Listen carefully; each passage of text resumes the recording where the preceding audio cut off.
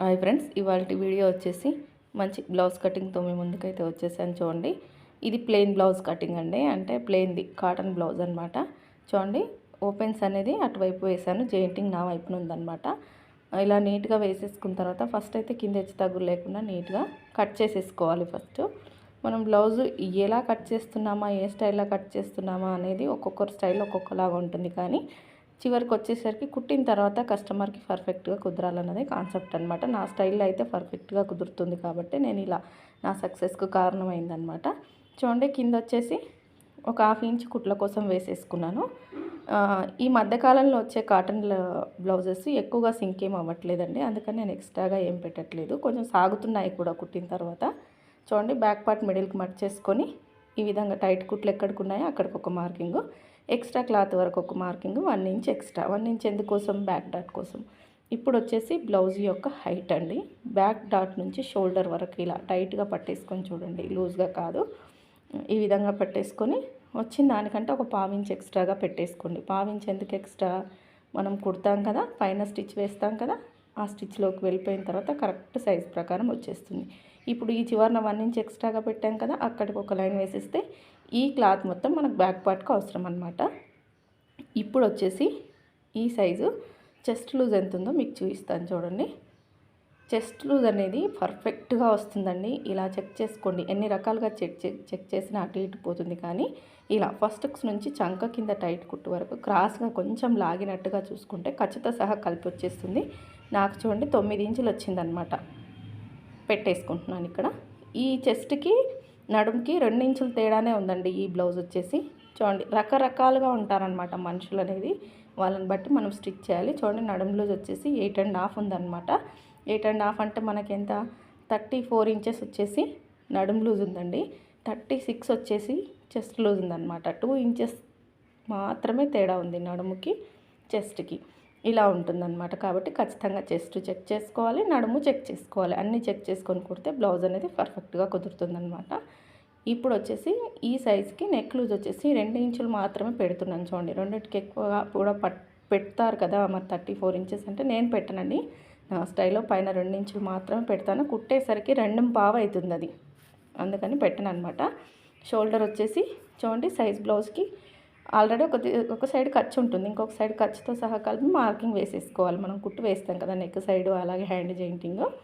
ఇప్పుడు వచ్చేసి చంకతింపు సైజ్ ప్రకారం పెట్టేసుకొని ఒక్కసారి ఆమ్ రౌండ్ అనేది చెక్ చేసుకోవాలన్నమాట. మళ్ళీ ఈ విధంగా మార్కింగ్ పెట్టేసుకొని ఇప్పుడు బ్యాక్ పార్ట్ మిడిల్కి మర్చ్ చేసుకొని బ్యాక్ నెక్ కూడా చూసేసుకోవాలి. కింద మనం 1/2 ఇంచ్ కుట్లకు వదిలేసాం కదా, దాన్ని వదిలేసుకొని చూసుకోవాలన్నమాట. ఇక్కడ కూడా కుట్టు కోసం కొద్దిపాటి క్లాత్ వదులుకోవాలి. మీరు ఎంత ఖర్చు పడుతున్నారు అనే దాన్ని చూసుకొని వదిలేసుకోండి. నేనైతే ఒక 1/2 ఇంచ్ నుంచి 1/2 ఇంచ్ వరకు పట్టేస్తూ ఉంటాను అనమాట. ఇప్పుడు పైన 2 ఇంచులు పెట్టాను కదా నెక్కి, కింద 2.5 పెడుతున్నాను. చూడండి, మంచి రౌండ్ అనేది వస్తుంది అనమాట నెక్కి. ఇంకా కస్టమర్ డీప్గా వేస్తుందంటే 3 ఇంచుల వరకు కూడా పెట్టుకోవచ్చు. కస్టమర్ డీప్ని బట్టి ఉంటుంది. పైన 2 ఇంచులు, కింద 2.5 ఇంచుల్లో నెక్ రౌండ్ తిప్పేసాను. మంచి రౌండ్ వస్తుందండి నెక్ అనేది. ఇంకా ఈ చంకతింపు అనేది ఇలా ఈ విధంగా స్కేల్తో మార్కింగ్ వేసేసుకుంటున్నాను. చూడండి, మనం బ్యాక్ పార్ట్ అనేది పర్ఫెక్ట్గా కట్ చేసామంటే ప్రింట్ కూడా పర్ఫెక్ట్గా వచ్చేస్తుంది, బ్లౌజ్ కూడా పర్ఫెక్ట్గా కుదురుతుంది. చూడండి, ఇక్కడ ఆమ్ రౌండ్ దగ్గర వచ్చేసి చంక రౌండ్ దగ్గర వచ్చేసి 1.5 ఇంచులకు మార్కింగ్ పెట్టేసుకొని ఈ విధంగా పైనుంచి క్రాస్గా ఇలా షేప్ ఇచ్చేసుకోవాలి. ఎలాంటి స్కేల్స్ వాడాల్సిన పని లేదు, మన హ్యాండ్తోనే మనం వేసేసుకోవచ్చు. ఇప్పుడు బ్యాక్ డాట్ వచ్చేసి చూడండి, టైట్ కుట్టుకు 1 ఇంచ్ కలిపేసుకొని మిడిల్కి మర్చేసాను. టేపు మర్చేసి ఇక్కడ బ్యాక్ డాట్ అండి 1 ఇంచు వెడల్పుతో వేయాలన్నమాట. ఫోల్డింగ్ మీద 1/2 ఇంచ్ ఫోల్డింగ్తో వేసేసి పొడవు అనేది నెక్ కంటే కొంచెం కిందకే ఉండాలన్నమాట మనకి.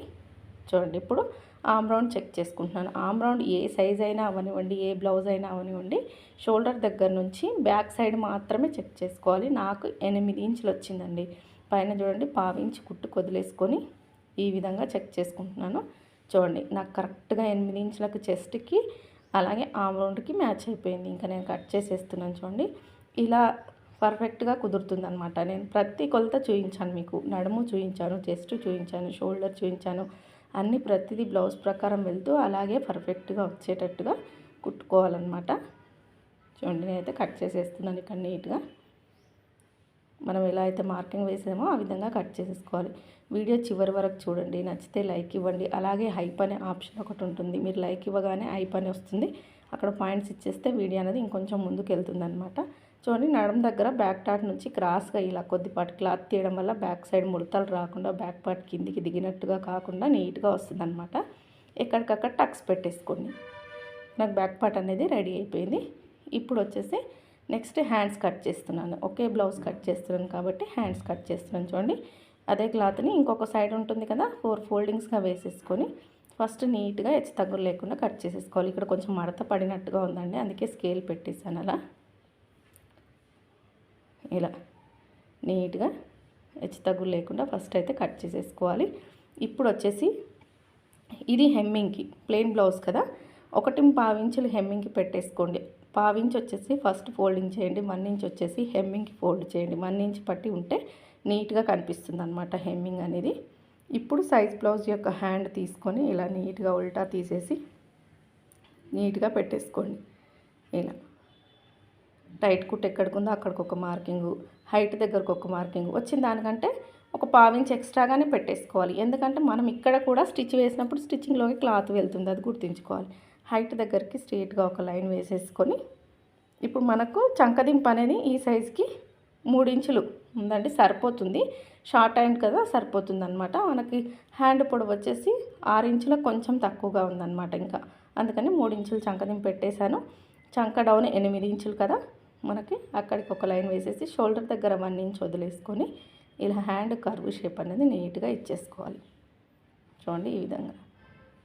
ఇక మీరు ఎన్ని బ్లౌజ్ కటింగ్స్ అయినా చూడండి, ఎలాంటి స్కేల్స్ కానీ ఏవి వాడను, అన్నీ ఉన్నాయి. అన్నీ నేర్చుకునే వాళ్ళకి చూపిస్తానమాట అలా కట్ చేయాలని. చూడండి, ఇప్పుడైతే చంక టైట్ కుట్టు దగ్గర కంపల్సరీ టక్స్ ఇచ్చేసుకోండి. షోల్డర్ దగ్గర కూడా టక్స్ అనేది కంపల్సరీగా ఇచ్చేసుకోవాలి. ఇప్పుడు 2 లేయర్స్గా ఓపెన్ చేసేసుకొని పైన షోల్డర్ దగ్గర 1 ఇంచ్ వదిలేసుకొని ఈ చంకకు టైట్ కుట్టుకు మధ్యలో మిడిల్లో 3/4 ఇంచ్ లోతు వచ్చేటట్టు స్టార్టింగ్లో సన్నగా, మిడిల్లో వచ్చేసి 3/4 ఇంచ్, ఎడ్జ్కి వచ్చేసరికి మళ్ళీ సన్నగా ఇలా తీసేయడం వల్ల హ్యాండ్కు ముడతలు రావడము, ఫ్రంట్ పార్ట్లో ముడతలు రావడము, బుంగలుగా రావడం రాకుండా ఉంటుందన్నమాట. హ్యాండ్ కటింగ్ అయిపోయింది కదా. నెక్స్ట్ వచ్చేసి ఇప్పుడు మనం ఫ్రంట్ పార్ట్ తీసేద్దాం. చూడండి, ఇప్పుడు ఫ్రంట్ పార్ట్ అనేది బ్యాక్ పార్ట్ తీసేసుకొని ఇది వచ్చేసి క్రాస్ కటింగ్. ఇప్పుడు కూడా ఓపెన్స్ అటువైపు ఉంది, జెయింటింగ్ నా వైపు నుంచి చూడండి. ఇలా వేసేసుకొని చంక భాగం అనేది మీరు క్లాత్ ఎక్కడ అడ్జస్ట్ ఉంటే అక్కడ వేసేసుకోండి, కానీ చంక భాగం అనేది ఓపెన్స్ ఉండేటట్టు చూసి వేసేసుకుంటే క్రాస్ అనేది కరెక్ట్ క్రాస్ వస్తుందన్నమాట. ఈ విధంగా వేసేసుకొని నెక్ సైడ్ ఇలా స్కేల్ పెట్టేసి లైన్ గీసేసుకోండి. ఎందుకంటే మనకి బ్యాక్ నెక్ కంటే ఫ్రంట్ నెక్ పైకి ఉంటుంది కదా, అదేవిధంగా పైకి మార్కింగ్ వేసేసుకొని ఈ విధంగా చుట్టూరా మనకు బ్యాక్ పార్ట్ ఎలా ఉందో అలా చుట్టూరా మార్కింగ్ వేసేసుకోవాలి ఫస్ట్. చూడండి, ఇలా మొత్తం ఈ విధంగా వేసేసుకొని బ్యాక్ పార్ట్ తీసేద్దాం. ఇంకా ఇప్పుడు వచ్చేసి ఈ చంక దగ్గర ఈ విధంగా బాక్స్ షేప్ ఇచ్చేసుకోండి. ఎందుకంటే లోతు తీయడానికి కొత్తగా నేర్చుకునే వాళ్ళకి అర్థం కాదు కదా, దీని లోపలే ఒక 1/2 ఇంచ్ లోపలికి రౌండ్ తిప్పేసుకోవాలన్నమాట. ఇప్పుడు నేను వేసాను చూడండి, ఇలా ఈ విధంగా తీయడం వల్ల ఫ్రంట్లో కూడా ముడతలు లేకుండా ముంగలుగా రాకుండా ఉంటుందన్నమాట. హ్యాండ్కి తీయాలి కర్వ్ అనేది, మనము ఫ్రంట్ పార్ట్కి తీయాలన్నమాట. ఇప్పుడు వచ్చేసి బ్లౌజ్ యొక్క ఫ్రంట్ హైట్ చూడండి, షోల్డర్ దగ్గర నుంచి మెయిన్ డాట్ వేస్తాం కదా, అక్కడి వరకు క్రాస్ బిల్ట్ అతుక్కుంటాం కదా, అక్కడి వరకు చెక్ చేసుకోండి. నాకు ఖర్చుతో కలిపి 13.5 ఇంచులు అండి పెట్టేసుకున్నాను ఇక్కడ. అలాగే సైడ్ కుట్ల వైపు కూడా ఈ విధంగా ఖర్చుతో సహా కలిపి చూసేసుకోండి. మనం క్రాస్ బెల్ట్ అతుక్కునే వరకు, చంక దగ్గర నుంచి క్రాస్ బెల్ట్ అతుక్కునే వరకు చూసేసుకొని అక్కడికి ఒక లైన్ వేసేయండి ఇలా స్ట్రైట్గా. ఈ విధంగా వేసేసిన తర్వాత ఇప్పుడు వచ్చేసి ఫ్రంట్ నెక్ మీరు ఉక్సు సైడ్ చూసుకోండి, కాజా సైడ్ వద్దు. పైన 1/2 ఇంచ్ కుట్టుకు వదిలేసి ఇలా నెక్ తీసుకొచ్చి ఇలా నీట్గా సెట్ చేసి చూడగలం మేమంటే ఈ విధంగా చూసేసుకోండి.